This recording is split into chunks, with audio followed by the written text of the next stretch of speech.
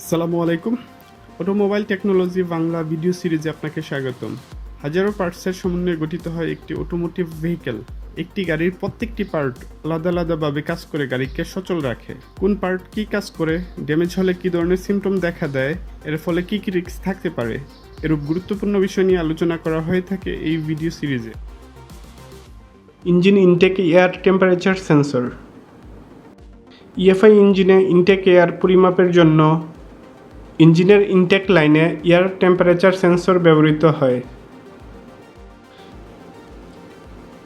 এটি engine ইসিওকে intact air টেম্পারেচারের তথ্য প্রদান করে, যার উপর ভিত্তি করে ইসিইউ কী পরিমাণ ফুয়েল ইনজেক্ট করতে হবে তা নির্ণয় করে।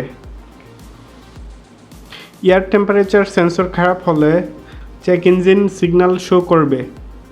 ইঞ্জিন ইসিও সঠিক মাত্রায় ফুয়েল ইনজেক্ট করতে পারবে না, ফলে এয়ার ফুয়েলের লিন ও রিচ মিক্সচার হবে। ইঞ্জিনের আরপিএম অস্বাভাবিকভাবে আপ ডাউন করবে, ফুয়েল খরচ বেড়ে যাবে।